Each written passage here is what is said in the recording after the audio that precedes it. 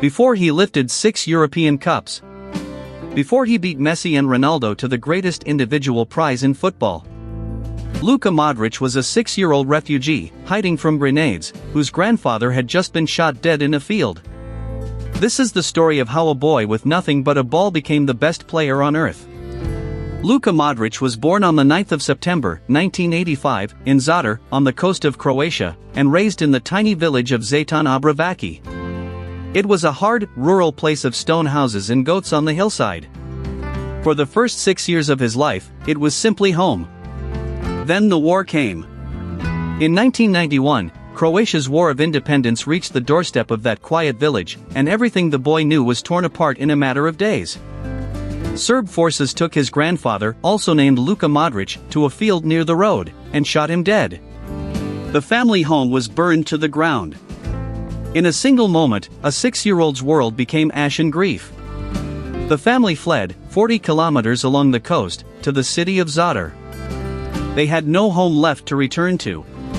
So they moved into a hotel, and they stayed there, as refugees, for around 7 years. They were among the very last refugees to leave. But Zadar was no refuge. The city was shelled again and again throughout the war. Modrić has spoken of grenades falling close to the hotel where he lived, a childhood spent between fear and the sound of explosions in the night. And in the middle of all that fear, there was a ball. The boy played in the hotel car park. He played in the corridors. A youth coach remembered him as a small, restless child who chased a ball from morning to night and who even fell asleep holding it. Inside the tragedy, a dream had quietly begun. But hope is not enough in football. When he was old enough to be judged, the verdict was brutal and unanimous. He was too small, too light, too frail to ever survive the professional game. Dinamo Zagreb saw the talent, signed the teenager, and then sent him away to be hardened. They loaned him to the brutal Bosnian League, to a club called Zrinjski Mostar, where the football was rough and the men were grown. They wanted to know if the slight boy could take a beating and get back up. He could. In 2008, Tottenham Hotspur paid around £16.5 million to bring him to England. And again, the same old doubt followed him across the sea. Too lightweight for the Premier League, they said. Too soft for the English game. Under Harry Redknapp, he answered them. He became the heartbeat of Tottenham, gliding past challenges, dictating the tempo, threading passes no one else could see. The frail boy was bending one of the toughest leagues on earth to his will. Then, in August 2012, Real Madrid came calling, a fee of around €30 million to join the most demanding club in the world. It should have been the ultimate validation. Instead, it was one more insult. After a difficult first season, the Spanish newspaper Marca voted him the worst signing in all of La Liga. The worst. A verdict that would age more terribly than almost any in the history of the sport. His answer to the worst signing in Spain was to become one of the greatest midfielders the game has ever seen. 6 Champions Leagues. 3 of them in a row. The white shirt of Real Madrid became his throne. 6 European Cups. The trademark passes struck with the outside of his boot. The curling goals from distance. Across 13 years in Madrid, he won 28 trophies, more than any player in the entire history of the club. But the story that would define him was never about a club. It was about a small nation of just 4 million people, and one summer that nobody saw coming. The summer of 2018. Russia. Against Argentina, against Lionel Messi himself, Modric took the ball 25 yards out and curled an unstoppable strike into the top corner. Croatia won 3-0.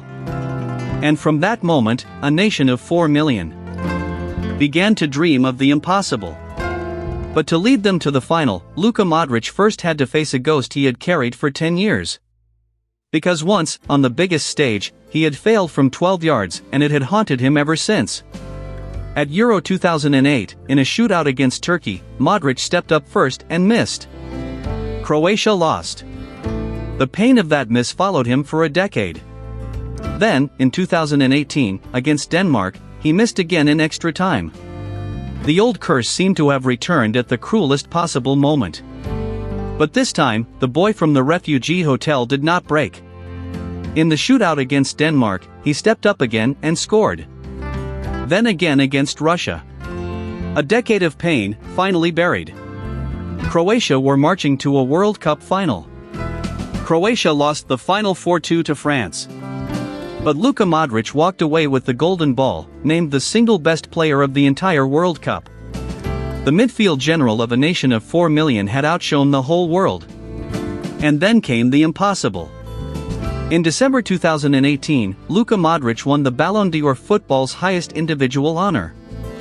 He became the first man in over a decade to break the reign of Messi and Ronaldo, ending a 10-year duopoly that everyone believed would never end. For 10 straight years, only two names had ruled the world, Messi, then Ronaldo, over and over again. In 2018, one name finally broke through. Modric. He took the FIFA Best Award too, and UEFA Player of the Year. The whole world, at last, bowed to the refugee boy. 4 years later, at the age of 37, he was not finished.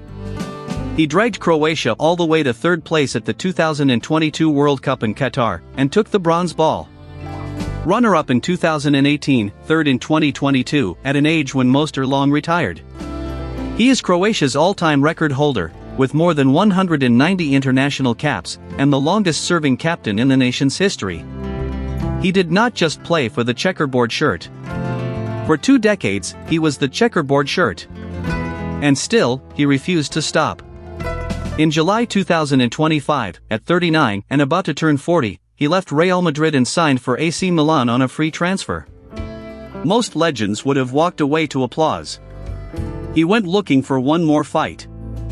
His very first question to Milan's sporting director, the story goes, was not about money or comfort. It was this: will we be a team built to win the championship? At 40 years old, the competitive fire still burned exactly as it had in that refugee hotel corridor. And now, the final act. At 40 years old, Luka Modric leads Croatia into the 2026 World Cup, the last act of a generational career. Almost certainly, his final World Cup. His last dance on the greatest stage of all. 40 years on from a burning village and a stolen grandfather. From grenades over Zadar, and a boy asleep with a ball in his arms. He was too small, too light, the worst signing in Spain, and he became the best player on earth. Now the refugee boy takes his ball, one final time, onto the biggest stage in the world. The last dance of Luka Modric.